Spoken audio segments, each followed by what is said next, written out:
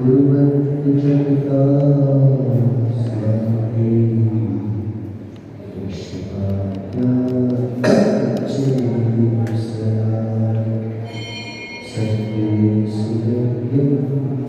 स्वामी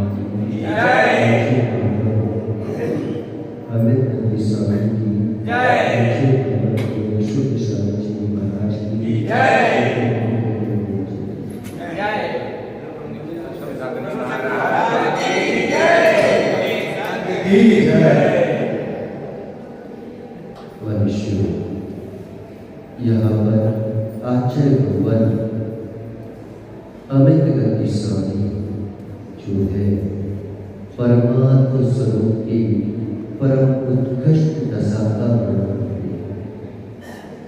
अभी तक तो उन्होंने जो है इस ग्रंथ में शुद्धि की बात की। हमारा ज्ञान जो है उस दर्पण की भांति है जिस पर धूल जम जाती है तो दिखाई नहीं देता। जो उस दर्पण पर धूल ही जम जाने देते हैं वो फिर दर्पण नहीं हो सकते। शक्ति जी जैसी दर्पण है वैसे ही हमारा जो है ज्ञान, जो इस पर धूल जम जाने देते हैं, जो इसको ऐसे छोड़ देते हैं, वो ज्ञान नहीं हो सकता। इसे तो बार बार अगर साफ करते हो, साफ अगर नहीं किया तो मानव जरा की धूल जम जाएगी। और धूल जमी कैसे जमी? हम कितने सतर्क होते हैं कि एक कपड़े पर धूल जम जाए तो क्या कहते हैं? गंदा हो गया, धुलवा देते हैं। लेकिन धूल जमी कैसे? एक धूल तो कभी धोखे से जम जाती है, दूसरी धूल को हम जमने के लिए प्रेरित कर देते हैं। गाड़ी जा रही थी, बरसात का सीजन था, अभी तो ठंड का सीजन है।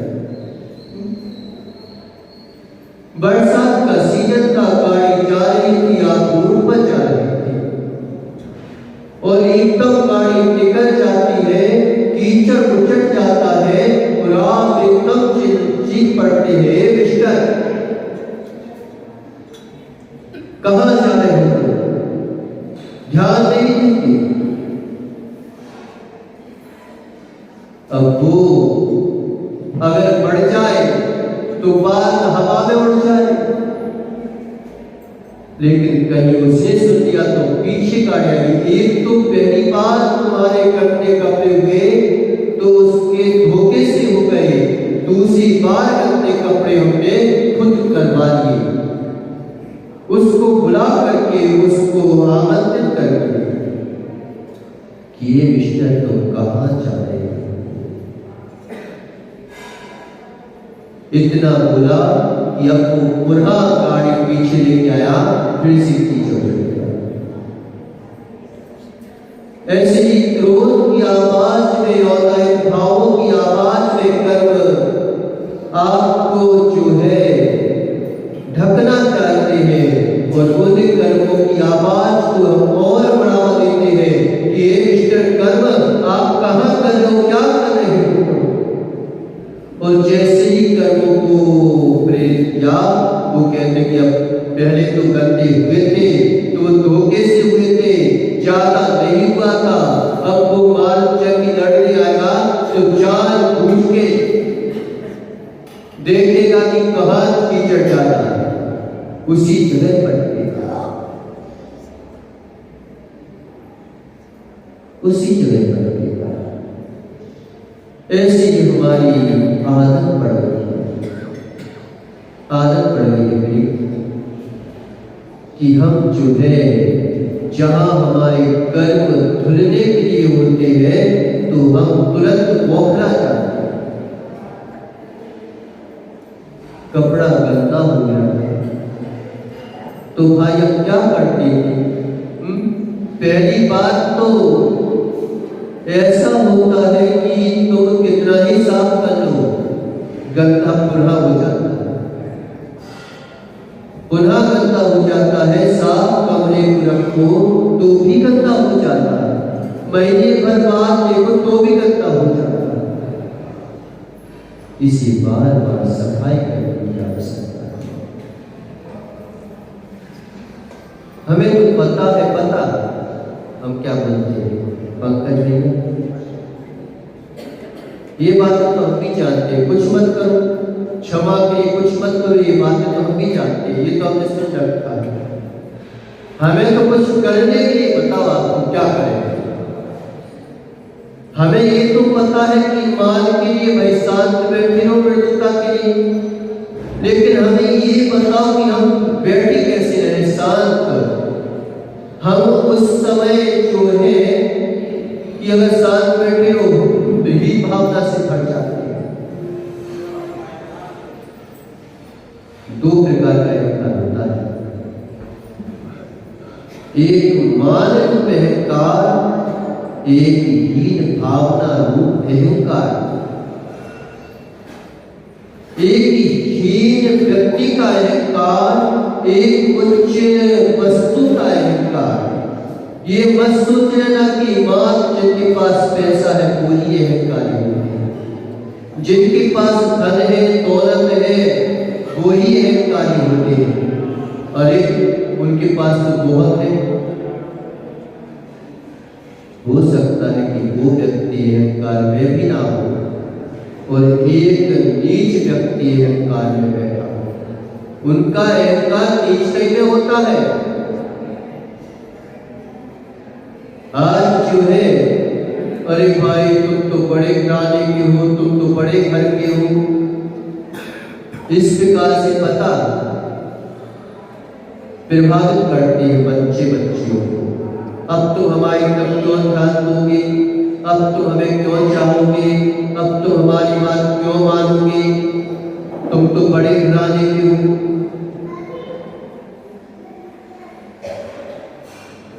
इस प्रकार से अरे भाई दूसरे सामने वाले को प्रभावित दो तरीके होते हैं।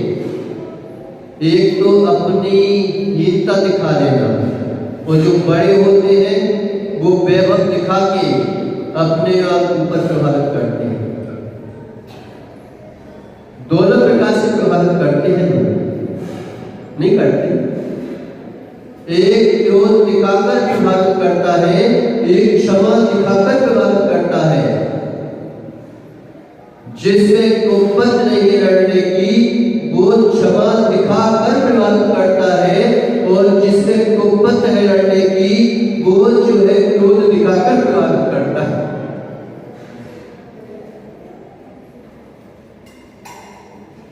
लेकिन क्रोध दिखाना, क्षमा दिखाना भी तुम्हारा, क्षमा में होना और क्षमा दिखाना दोनों में अंतर है। क्षमा होना, क्षमा दिखाना, ये दोनों में अंतर है। हम क्षमा को दिखाना चाहते हैं, अरे भाई जो स्वरूप है वो दिखेगा कि होगा। स्वरूप दिखाने की बात नहीं होती, स्वरूप तो होने की बात होती है।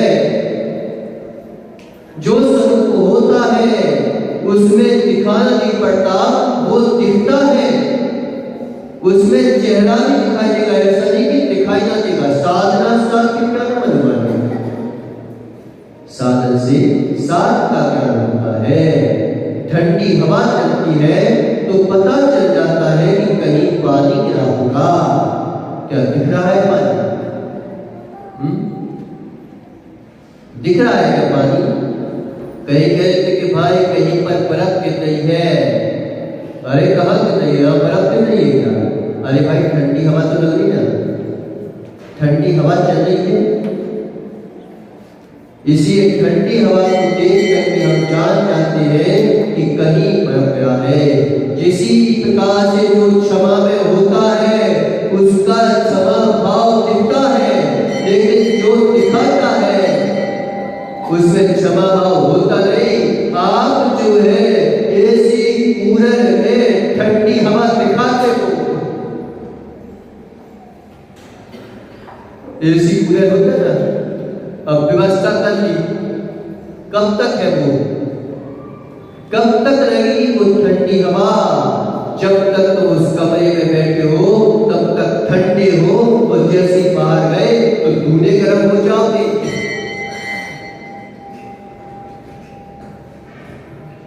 इसलिए क्षमा दिखाने के लिए क्षमाशील होने की बात करना चाहिए, होने की बात करना चाहिए। होगा तो देखिएगा। तो ये मत सोच लेना कि मात्र जिनके पास पैसा है वो अहंकार दिखाते हैं। कई लोग नीचता का अहंकार दिखाते हैं। नीचता का अहंकार है, तुम तो बहुत बड़े हो, तुम क्यों ऐसा करोगे, तुमको क्यों चाहोगे। रास्ते में जब बिहार करते तो कई लोग इस तरह से बच्चों बातें करते हैं, देखो कितना शर कपट कर रहा है ये। तो क्या बोलता है, पग कर लिया, करना पड़ता है। कि पूछ रहा हुआ सोचा हुआ महाराज जी आपको कैसे पता रहता है ये सब है? तो तुम लोगों को देखते हैं कि जितना माता लोगों को पता नहीं होगा रोटी के बारे में व्याख्यान नहीं कर सकते, जितना ही महाराज वो व्याख्यान कर देते। क्यों माता है? रोटी बनाती नहीं बनाती? कैसे बनाते हो? तो माता लोगों को बनाने का ज्ञान है, लेकिन जानने का ज्ञान नहीं है उनको। और बुनियादियों को जानने का ज्ञान है, बनाने का ज्ञान नहीं है। नहीं तो सोचे पंकज के महाराज जी आप कहाँ से बोलते हो ये सब बातें? जो जानता है सब बातों को जान लेता है। जो बनाता है तुम अगर एक खंभे को पकड़ो तो एक खंभे को पकड़ पाओगे, लेकिन तुम एक खंभे को जोड़ दो पीछे बैठ जाओ तो सारे के सारे खंभे दिखाई देंगे। ऐसे ही भगवान जो है वो सारे के सारे खंभों को जानते हैं। छोड़ दिया तुम और पकड़ के बैठ गए तो एक ही खंभा पकड़ पाओ, कितने खंभे पकड़ पाओगे? अगर श्री राम को दशरथ ने जो है अयोध्या का राज पहले से इनकार कर दिया, अब लड़ाई करते दशरथ से। क्यों लड़ाई करते कि भाई इसमें मेरा हिस्सा है, मेरे कोई राजा बनना था, मेरे कोई सब लोग चाहते हैं। तो अब क्या बात होती सकती थी? बात ये होती कि अब क्या करें भैया, तुम एक हिस्सा तुम ले लो, एक तुम ले लो। मालूम चला कि श्री राम अगर उसमें से हिस्सा मांगते तो मात्र एक अयोध्या के कोने के रह जाते, पूरे विश्व के हृदयों में नहीं छा पाते। और मालूम चला कि एक छोटा सा धान भी उगती ना, धान होती है धान, तो क्या करते हो? क्या करते हो? धान को देखा कभी लोग पहले उनके आते थोड़ी सी पानी फैसता है तो धान एक खट्टी उगाती है एक जगह पर, और फिर क्या करते हो? उसको फिर उखाड़ते हो, फिर अलग अलग कर देते हो। ऐसा क्यों करते हो? क्यों? महेंद्र जी शांत बैठे हो, क्या बात है? कुछ हो गया? धान जो है अलग अलग क्यों करते हो? आप तो करते हो भाई, हम तो मात्र कुछ भी नहीं करते।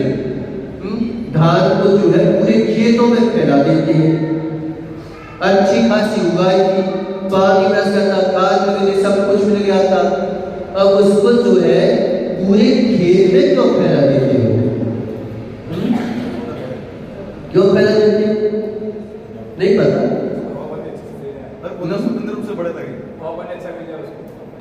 अरे भाई, वो इसलिए फैला देते हैं कि एक ही जगह पर सभी के सभी पौधे जो उस मिट्टी में से ऊर्जा ग्रहण करेंगे, उसकी कैपेसिटी को ग्रहण करेंगे, तो कितनों में विभक्त हो पाएगी।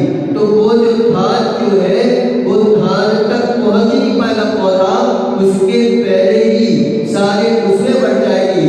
और जैसे ही उन्होंने क्या किया कि पूरे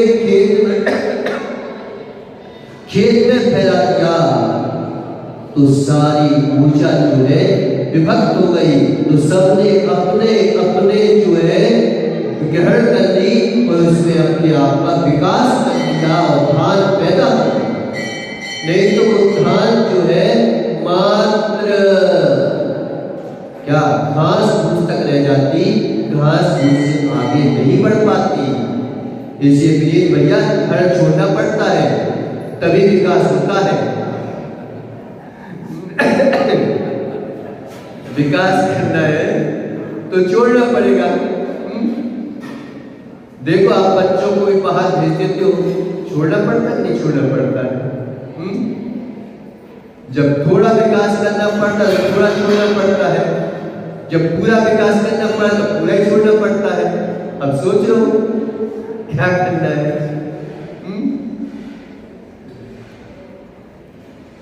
तो बात क्या चल रही थी? नीचता में भी अहंकार होता है।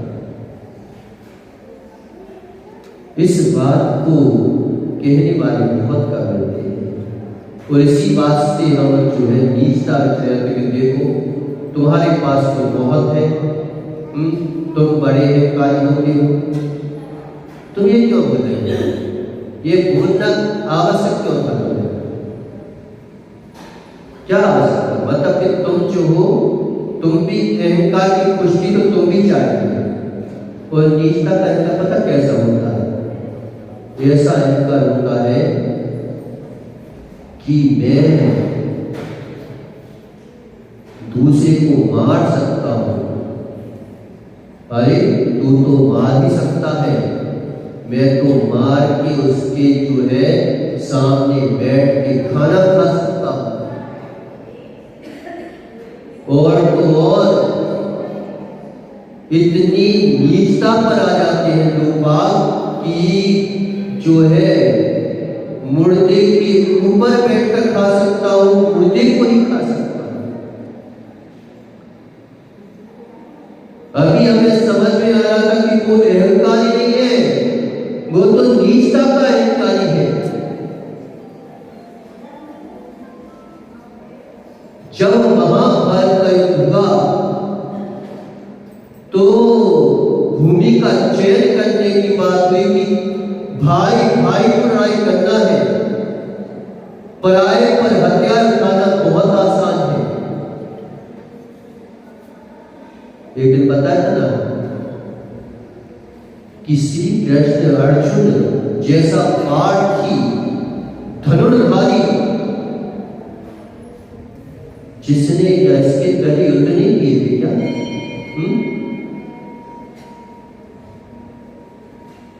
विभीषण जब लंकेश युद्ध में आया तो उसके हाथ कांपने लगे, रोने लगा। इसके पहले तक कभी उसने युद्ध नहीं किया था क्या विभीषण ने? जो कभी अपने भाई के लिए दूसरे को मारने को तैयार हो जाता था, आज श्री राम के सामने अश्रुधारा बहा रहा। सबसे पहले जो है मंदोदरी नहीं आई थी रोने की, सबसे पहले अगर रोने आ गया था तो विभीषण रोने गया था। क्या इससे पहले कभी मौत नहीं देखी थी किसी की? इसके पहले क्या युद्ध नहीं किया था विभीषण ने? इसके पहले क्या कोई युद्ध नहीं हुआ था क्या? कभी रोना आया क्या? आया कभी? जब अपने पराये हो जाते हैं तो रोना नहीं आता, जब पराये अपने हो जाते हैं तो रोना आ जाता है। इसीलिए वस्तु स्वभाव को समझने की आवश्यकता है। आज तुम जो भारत के लिए लड़ रहे हो, कल पाकिस्तान में जन्म ले रहे हो तो पाकिस्तान के लिए लड़ोगे। कोई भरोसा नहीं है। पक्का बता रहा, कब तुम जिस मित्र के लिए तुम मित्र मान रहे थे, बस थोड़ी सी जिंदगी है कि पता क्या होता है जब बालक जन्म लेता है। बालक जन्म लेता है उसे सब माताएं अपने गले से लगा देती है। सभी व्यक्ति उसे जो है चाहता है। क्या कारण है? उसे कोई प्रकार नहीं। वो जैसे ही बड़ा हो जाता है, जैसे ही बड़ा हो जाता है, आप गरीब के बालक को देख लो और अमीर के बालक को दोनों जगह लिटा कर देखा है तो बता नहीं सकते कि गरीब का बेटा है कि अमीर का बेटा है। नहीं बता सकते। बता सकते दोनों को अस्पताल से लेके आओ, बालकों को, गरीब के बालक को लेके आना और अमीर के बालक को लेके आना। बता सकते कौन सा अमीर का बेटा है, कौन सा गरीब का बेटा है। लेकिन जैसे जैसे बड़ा होता है कोई अपने हो जाते हैं, कोई पराये हो जाते हैं, कोई शत्रु हो जाते हैं, कोई मित्र हो जाते हैं, कोई गरीब हो जाता है, कोई अमीर हो जाता है। ये भावनाएं किसने दी कि बेटा मैं कितने सजीवन है बस कि जब पहचान नहीं होती तो सब बराबर होते हैं, जब पहचान होने लगती है तो अपने भी पराये हो जाते हैं।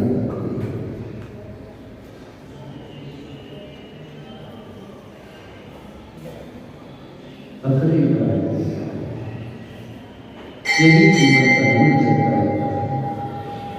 जो बालक का जन्म हुआ था अगर उसी भावना को विकसित कर लेता, उन्हीं भावनाओं में विकसित चला जाता, जब पहचानता नहीं था, जानता नहीं था, लेकिन जानने के बाद जाना नहीं था। जब जानने के योग हुआ तो जान नहीं पाया, जब जान नहीं पाता था तो जानने की इच्छा रखता था। इसी उसका विकास होते हुए रुक गया,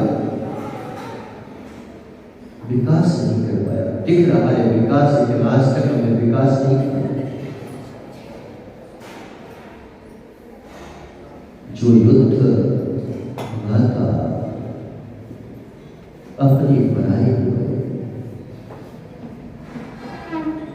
वैसे तो किसी भी भूमि पर युद्ध कर लो चल जाएगा, लेकिन महाभारत में युद्ध हुआ था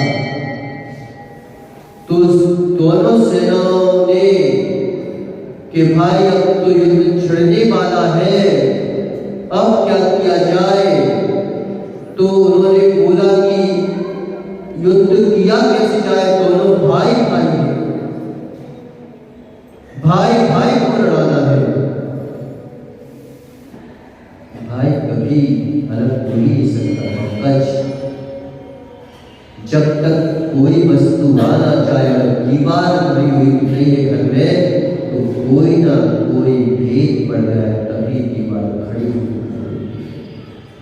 एक ही माँ के आंचल में पलने वाले, गोदी में खेलने वाले, जो एक दूसरे के कोई मार दे तो उसको सहन नहीं होता था, आज जो है दीवार खड़ी क्यों नहीं? कसाई की दीवार जब तक खड़ी ना हो तब तक ये दीवार खड़ी टिक नहीं सकती। महाभारत का युद्ध था, उसमें पता भूमि का चयन किया गया कि एक बेटा खत्म हो गया, उसको उसी की मां ने मार दिया और मारने के बाद उस बेटे की लाश के ऊपर बैठ करके और भोजन करके तब सभी लोगों ने चयन किया कि इससे क्रूर भूमि कहीं नहीं हो सकती, ऐसी क्रूर भूमि जब तक पैदा नहीं करेंगे तब तक भाई भाई के ऊपर जो है हत्या रखा नहीं सकता।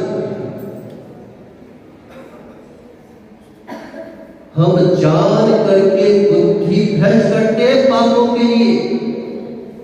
अगर आदमी बुद्धि भ्रष्ट ना करे तो पाप कर नहीं सकता, बुद्धि पूर्वक बुद्धि भ्रष्ट करता है।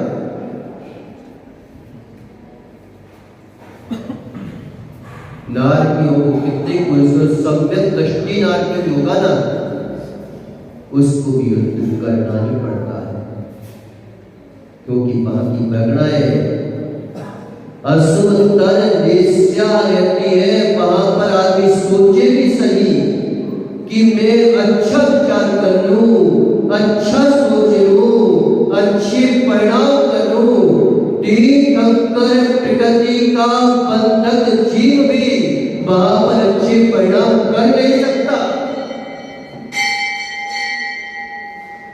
नहीं कर सकता।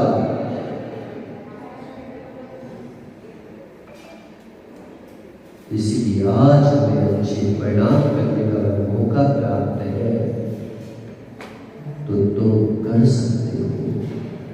अपने आप को भ्रमित मत करो, भ्रमित मत करो। किस जमीन के पीछे, किस तल के पीछे? क्या जब तुम आए थे तब तुम्हारे पास धन था क्या? कोई जमीन थी क्या? जमीन तो कभी किसी बोलती नहीं है। किसी को बोला कि मैं भूपति हूं? कितने भूपति हो गए? वो तो कुआरी मैंने जो एक बात बता, अच्छा कि कोई कन्या अगर तुम्हें नहीं चाहती और तुम अगर जबरदस्ती करते हो तो क्या कहलाते हो? क्या कहलाते हो? नहीं बताऊं? व्यभिचारी कहलाते हो। कि व्यभिचार कर दिया तुमने? कभी किसी भूमि ने तुम्हें निमंत्रण दिया क्या कि मैं तुम्हारी हूं?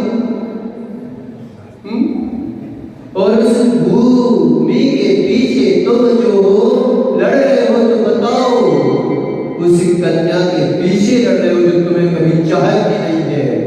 कौन कह रहा है वो व्यभिचारी हो? किस भूमि के पीछे लड़ पड़ रहे?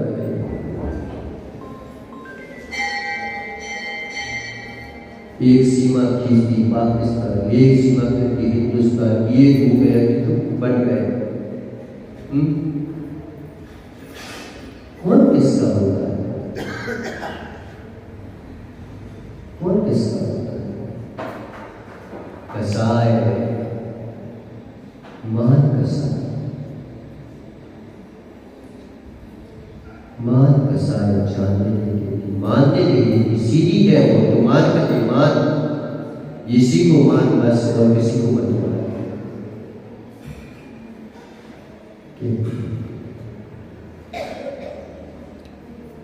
किसके पीछे हम अपने जीवन को बर्बाद करते हैं? ज्ञान को जो है क्या बात चलेगी? भूल गए? कपड़ा अगर गंदा हो गया किसके पीछे हुआ? एक तो धोखे से हुआ था, अनजाने में हुआ था। अनजाने में किए गए पाप को मंद कसाई के द्वारा धोया जा सकता है, मंद कसाई के उदय में तुम जो हो भगवान की भक्ति कर सकते हो। एक बात बताओ, अकसाई जीव भगवान की भक्ति करता है कि कसाई जीव भगवान की भक्ति करता है? अकसाई जीव भगवान की भक्ति करता है कि कसाई जीव भगवान की करता है?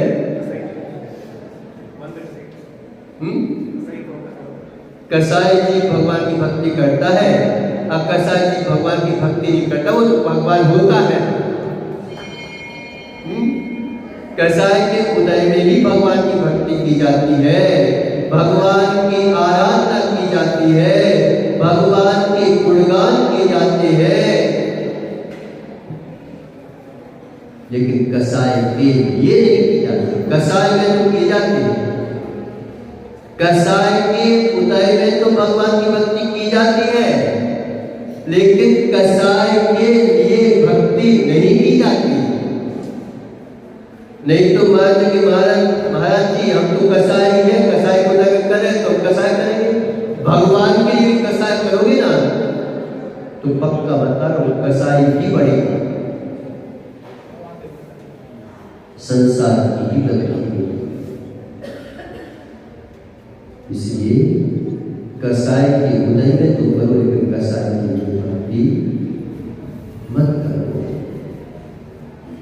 कपड़ा गंदा हो गया, कैसे हुआ? पहले तो अनजाने में हुआ। अनजाने का पाप जो है भगवान की भक्ति से धुल सकता है, लेकिन जानबूझ के किया गया पाप अब कठिन हो जाएगा,